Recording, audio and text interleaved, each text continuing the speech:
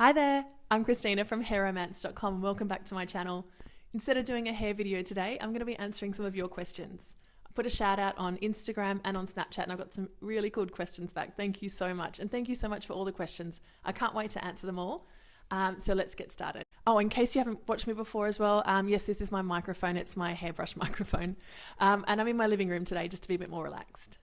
Okay, so got a great question from Jennifer. Got my computer here, so that's what I'm reading from. Jennifer says, when did you first start paying attention to your curly hair? And it's a funny story for me because I didn't have curly hair when I was little. I started off with straight hair, and this is my naturally curly hair. I've just washed it today. And it started to probably go curly when I was maybe about 12, kind of when I started high school. And I didn't know it was curly, so I kept brushing it, and it was just a frizzy mess. And it took me probably till the end of high school when I cut my hair off and started growing it back again that I realized that I actually had naturally curly hair. And it was my best friend Rowan, who became my hairdresser, who fixed it all up for me and gave me the life-changing haircut that kind of started hair romance. So if you're just starting out on your curly hair journey, or you've only just figured out that your hair's changed and become curly, I've got a great post on why did my hair change, and also some tips on the blog. I'll link those below.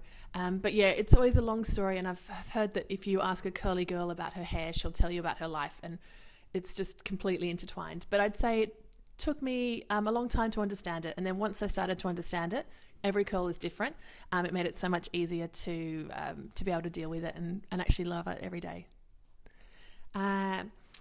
And Jennifer also asked, what are your pet peeves? And I'd say, I don't have any patience for rude people, especially people who have bad manners to waiters. I always think that's a really good sign of a bad character.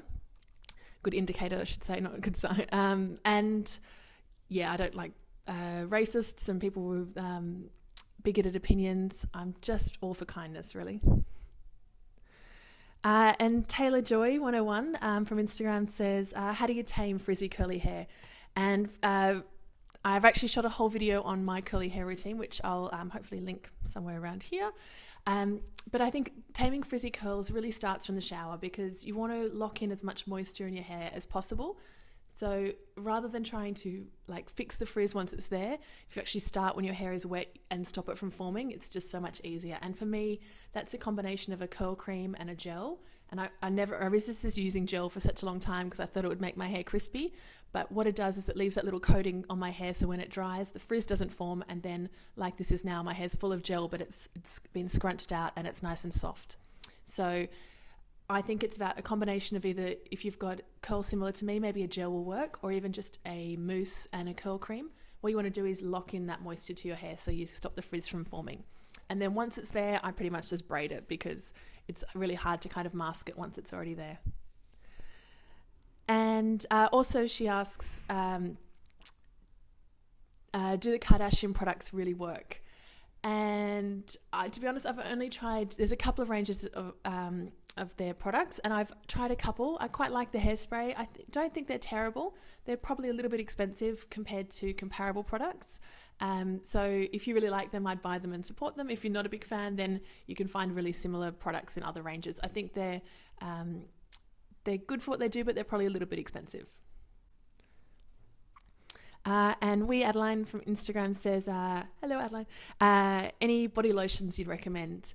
I'm a big fan of the Kiehl's Creme de Corps body lotion. I think that's beautiful, and it's great. It's not too heavy in summer, but my other favorite, which is a bargain, is Palmer's.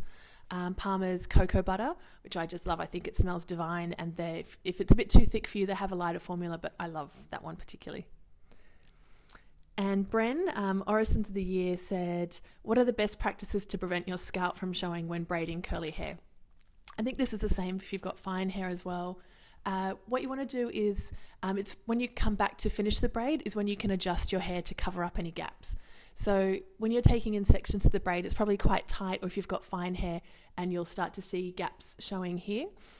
So just braid as normal, and once you finish the style, come back and adjust it. The same way I love to stretch out any braid to make it look thicker, you can also stretch out and just adjust the sides of your braid to cover any gaps. I like this particularly for covering regrowth, because obviously I colour my hair, so if I've got sections that are showing too much, I can kind of stretch it around and cover it up. But what you want to do is finish your braid and then come back and adjust it. Don't worry if the gaps are showing as you're braiding. It's normal, but you can just adjust it afterwards. And Ishi Pishi, it's such a cute name, Ishia, hi, says, although my ends are frequently trimmed, they're quite dry from bleaching and get so knotty, even after brushing and straightening my hair. How can I get them soft and smooth?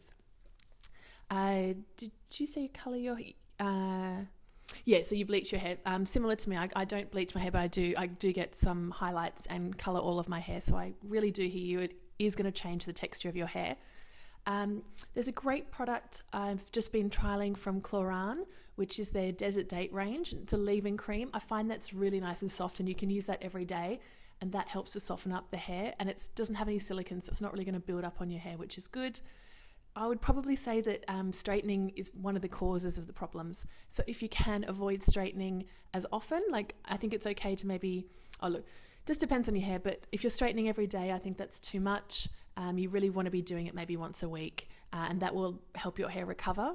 Once it's coloured, it does need to be treated a bit more carefully. So I would try and ease off on the heat styling, and that might help your hair recover a little bit as well.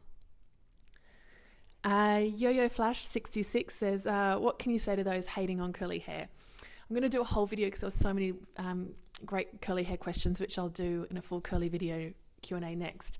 But I love this question because it is such a journey, and I've got to tell you, there are days where I hate my hair and want to shave it off as well.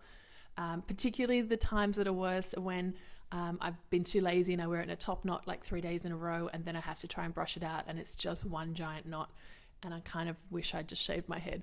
So just know that we all go there, whether you've got straight hair or curly hair, but curly hair because it just knots up so much. I would just say keep trying. It's such a trial and error process to find out what really works for your hair, but don't give up. Once you nail it, it'll make your hair so much easier. I think just try and keep it simple. Don't try too many products at once. Just keep working with the same routine for a few weeks and see if it improves. Curly hair changes a lot. And if you look back at some of my old posts, my curls were a really different shape about 18 months ago. And as I've been looking after it more and straightening less, my curls are a lot stronger. So just take some time, but hang in there and you will get there. And Amy Rose, my favorite, she said, she's got a couple of fun questions I thought I'd finish with. She said, what's your favorite meal of the day? And I would say breakfast. My husband's English and he claims that the English breakfast is the best breakfast in the world, but I'm Australian and I think Australia does the world's best breakfasts. The breakfast menus here are just outstanding. You get the biggest range of amazing food in cafes here, and I love going out for breakfast. I think that's probably my favorite meal of the day. And she said, what's your go-to food, one you could always eat? Probably ice cream. I love ice cream. I probably shouldn't eat it that much. I'm not supposed to have that much dairy, but I break for ice cream and cheese because they're both so good. And what's your favorite time of the day? And I'd say I've got two. I really love it when it's super quiet early in the morning, but I don't like getting up that early in the morning. So particularly like if we're traveling, I love getting up early because you kind of get a feel of the place before it gets crowded out. And you just kind of get to explore, particularly in cities when it's really early morning. I love it and it's nice and quiet. But then I would say golden hour sunset is my other favorite time of the day. It's much easier. You don't need to wake up so early. It's usually a bit warmer. And sunset would be my favorite time of the day. So thank you so much for everyone who sent in questions. And I'm going to be filming a second Q&A, particularly about curly hair, and then also one focusing on hair products because there are a lot of similar questions together. I'm going to put in those videos. Thanks so much for watching. I hope you enjoyed this. Please subscribe and come over to hairromance.com. Bye.